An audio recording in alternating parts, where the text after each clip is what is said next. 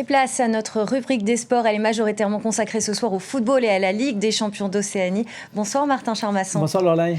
Alors, 2 clubs calédoniens sont concernés par cette compétition. Tigasport chez les hommes et l'Azaf chez les femmes. Effectivement, le champion de ce tournoi, Lorlaï, il est qualifié chez les hommes pour la Coupe du Monde des clubs qui rassemble les vainqueurs des différentes Ligues des champions qui sont jouées sur l'ensemble des continents. C'est chaque année une énorme occasion pour les joueurs amateurs d'Océanie de vivre un mondial auquel participent des joueurs professionnels. Mais pour vivre ce rêve, il faut déjà remporter la All-League. Donc en Océanie, Tigasport y participe pour la première fois avec une équipe amoindrie et jeune.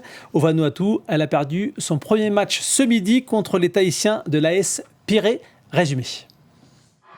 2 équipes diminuées face à face. Les Tahitiens de Pirée, privés des buteurs Tetawira et Maton, qui n'ont pu se libérer pour raisons professionnelles.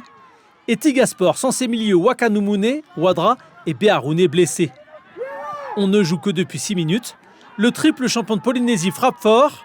Le latéral Tomio Tiatia trouve son ailier Yohan Tioni pour l'ouverture du score. Pressé très haut, Tiga ne trouve pas de solution pour jouer. Son adversaire, lui, est décomplexé.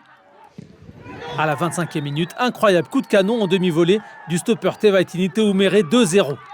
Une première période à sens unique, conclue à la 40e par un 3e but de Labaste en 2 temps. L'AS Pirée survole le match. Le premier match, c'est très important dans un tournoi comme celui-ci. Et c'est une bonne prestation que mes joueurs ont fait. Et j'espère que et on va continuer comme ça jusqu'à la fin du tournoi. En deuxième mi-temps, les rentrées de Jean-Jacques Beharune et Andri Gelima dynamisent le jeu de Tiga. Mais les tirs de l'équipe de Tocanod ne sont pas suffisamment dangereux. Le score ne bougera pas. Défaite 3-0 dans ce premier match du groupe B. Oui, on a eu du mal à rentrer dans ce match. Après, il faut rappeler qu'on a une équipe très jeune, avec des joueurs pour qui c'est la première fois qu'ils jouent un match international. Et du coup, on va mettre ça sur le coup du manque d'expérience, de la découverte du très très haut niveau. Au classement, Pirée prend la tête du groupe B avec 3 points et une différence de but de +3. Les Papous d'Ekari United, tombeurs d'Ifira Blackbird 2-0 cet après-midi, sont deuxième. Ifira et Tiga ferment la marche. Tigasport jouera son 2e match dans ce groupe B jeudi à midi en direct sur Nouvelle-Calédonie. La première, ce sera contre les Papous d'Ekari United. Mais dans cette Ligue des champions d'Océanie, Martin, il y a 2 groupes et hier, le favori s'est imposé dans son premier duel. Oui, effectivement, c'est Auckland City et vous allez le voir, il a peiné contre un adversaire salomonais alors que les Fidjiens de Suva, eux, ont déroulé devant Lupe Ole Soaga. Résumé signé Christian Favnek. Ils auront sans doute des regrets. Les Solomon Warriors sont parvenus à mener au score avec ce but de Molea Tiji face au décuple champion de la All-League, Auckland City. Mais leurs bévues ont coûté trop cher. Une sortie mal assurée du gardien Maea Razia provoque un penalty, marqué par Kilcolly à la 55e minute. Et cette erreur de relance amène le 2e but des Néo-Zélandais, signé Garriga 20 minutes plus tard. En fin de match, De Vries corse l'addition. Le tenant du titre ne se laisse pas impressionner comme ça. Dans l'autre rencontre du groupe A, les Fidjiens de Suva FC se sont baladés face aux Samoans de Lupe Ole Soaga. Carton 6-0 avec un doublé de Matarerega. On vous laisse savourer ce festival.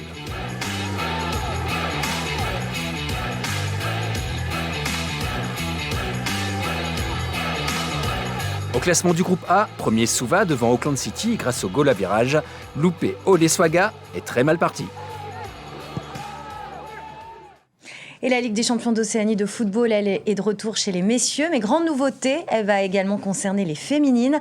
Un club calédonien s'est qualifié, c'est l'AS Académie féminine, l'ASAF, entraînée par Coralie Bretonnier. Bonsoir à vous. Bonsoir. La compétition messieurs existe depuis 1987 et elle va enfin exister pour les femmes. Comment est-ce que vous accueillez cette nouvelle ? Alors forcément avec beaucoup de joie, enfin, les footballeuses d'Océanie vont pouvoir se montrer un petit peu le niveau du football océanien. Et puis pour nous, c'est une grande chance de participer à cette première édition, c'est historique. On va partir petite, parce que c'est la première fois qu'on va sortir en tant que club. Et puis on a un groupe très jeune, donc pour beaucoup ça va être même le premier voyage à l'extérieur du territoire. Coralie, on va rappeler un peu le contexte de la compétition. Il y a 6 clubs féminins qui vont participer à cette première édition de la O-League en Papouasie-Nouvelle-Guinée. Les joueuses locales d'Ekari United, les néo-zélandaises d'Eastern Suburbs, les salomonaises de Koloale FC. Et dans votre groupe A, il y a les Fidjiennes de Labassa et les Samoanes de Kiwi FC. Qu'est-ce qu'on sait de la concurrence finalement des autres clubs dans la zone Océanie quand on va aborder une compétition comme ça? Alors comme c'est la première édition, c'est vrai que du coup on part de zéro, on va dire. D'ailleurs pour le tirage des poules, ils ont décidé de ne pas nommer des têtes de liste comme c'est fait habituellement. Après on peut aussi se baser sur les sélections nationales, sur ce qu'on connaît. Donc en leader on a la Nouvelle-Zélande, PNG et Fidji qui sur les dernières compétitions internationales se sont montrés de très bon niveau. Voilà, on a un peu de chance parce qu'on n'est pas dans la poule de la Nouvelle-Zélande et de PNG. Mais bon, on a Fidji quand même. Les championnats, ils sont plus avancés potentiellement ailleurs? C'est certainement à PNG et en Nouvelle-Zélande, ça fait plus longtemps, donc c'est sûrement mieux structuré. Après, nous, on est en de bonnes voies pour suivre le même chemin. Alors évidemment, c'est une préparation qui est minutieuse, j'imagine, physiquement, psychologiquement, parce qu'il y a un départ à l'extérieur. Quand est-ce que finalement le travail a démarré pour la ZAF? Alors il a démarré en janvier, donc très tôt, puisqu'on devait partir en mars et que la compétition a été repoussée en juin. Donc ça fait vraiment un bon moment que les filles sont sur la préparation. Donc il a fallu gérer les hauts et les bas. Et là, on est à 15 jours du départ. Donc elles sont toutes dans un état d'esprit, je vais dire, déterminé, motivé. Donc on va faire du mieux qu'on peut. Vous êtes entraîné notamment sur des matchs de préparation contre des garçons des moins de 18 ans? C'est ça. Oui, l'idée, c'est de se rapprocher de ce qu'on va rencontrer physiquement, de nos adversaires, de la part de nos adversaires. Et on sait, on connaît les qualités physiques des Fidjiennes et des Papous. Donc, les garçons U18, ça a nous semblé le meilleur adversaire pour se préparer à ça. Il y a évidemment la question aussi d'un déplacement comme ça, d'un point de vue logistique, d'un point de vue financier. Est-ce que c'est facile pour un club comme la ZAF de partir là-bas en Papouasie? Alors non, c'est pas facile. Il y a énormément de choses à gérer, mis à part le côté sportif justement. Énormément de demandes de la part de l'OFC, donc Oceania Football Confederation, qui demande plein de choses. Il y a plein de règles à respecter, il y a un cahier des charges. Donc voilà, avec des dépenses pas forcément prévues, puisqu'on a appris très tardivement notre participation à cette compétition.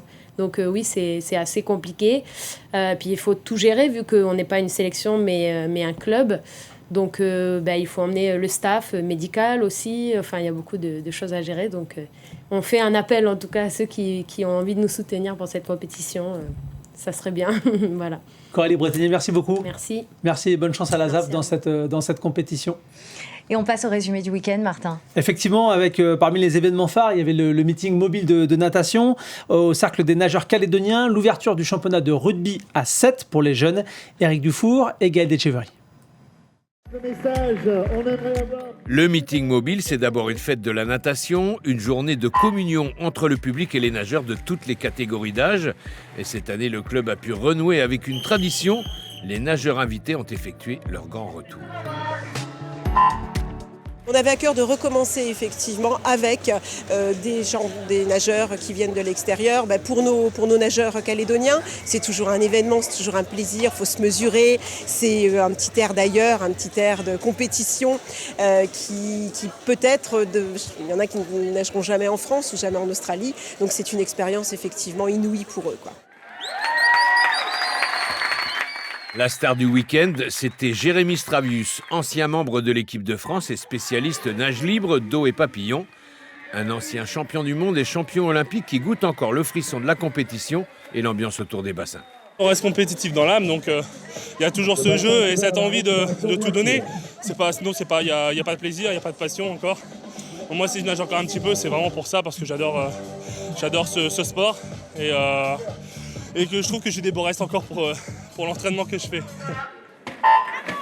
À la ligne numéro 4, un Calédonien toujours en compétition qui vise une nouvelle fois une qualification pour les Jeux du Pacifique.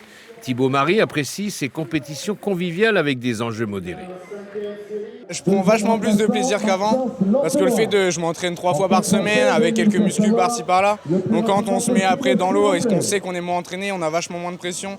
On est juste là pour kiffer, se faire plaisir dans l'eau, essayer de voir où on en est toujours parce qu'il y a quand même les Jeux du Pacifique qui approchent. Et voilà, c'est pour voir où est-ce qu'on en est et se maintenir au top de la forme. Ce ne sont pas encore des stars, mais ils ont contribué à pimenter la journée. Les nageurs australiens du Moreton Bay Swimming sont venus à Nouméa à la faveur d'une amitié entre leur club et le CNC. Et ils ont participé à l'ambiance toujours festive de cet événement, devenu incontournable dans les grands rendez-vous sportifs.